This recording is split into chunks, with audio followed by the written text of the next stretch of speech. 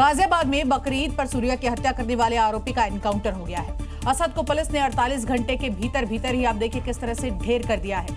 अब सूर्या का परिवार बाकी के आरोपियों के एनकाउंटर के साथ ही बुलडोजर वाली डिमांड कर रहा है, क्योंकि योगी राज में अपराधियों का बुलडोजर और बुलेट दोनों से ही हिसाब किताब होता है, जिसके तहत बुलेट वाला हिसाब हो चुका है और सूर्या हत्याकांड का मुख्य आरोपी असद मारा जा चुका है, जिसने बकरीद पर सूर्या की बेरहमी से चाकू से कूटकर हत्या कर दी थी।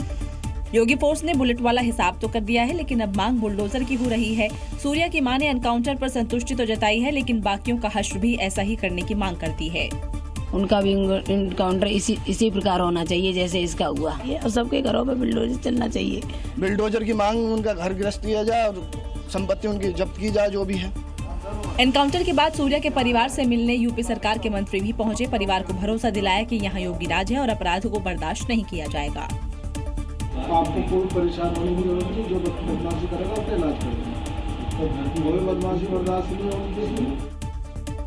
तो बकरीद पर सूर्या की हत्या करने वाले असद पर 50,000 के इनाम भी घोषित था। सूर्या की चिता की आग ठंडी भी नहीं पड़ी थी कि असद को ढेर कर दिया गया। शायद असद भूल गया था कि उसने जो गुनाह किया है उसकी माफी नहीं है और इसीलिए वो देश छोड़कर भागने की फिराक में भी था।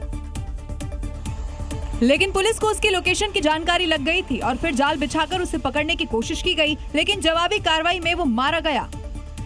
कच्चा इलाका है। असद के पास एक देसी चमंचा था जिसने पुलिस के ऊपर फायरिंग की और जवाबी कार्रवाई में करीब 7 राउंड जो है फायरिंग की गई है।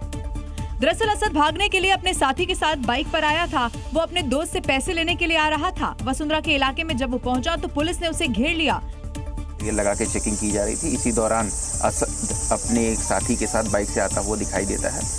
पुलिस टीम के द्वारा उसे रोकने का प्रयास किया जाता है, चेतावनी दी जाती है, लेकिन वो पुलिस टीम पर फायरिंग करता है। असद ने बचने के लिए पेड़ का सहारा भी लिया, लेकिन वो योगी फोर्स की गोली से बच नहीं पाया।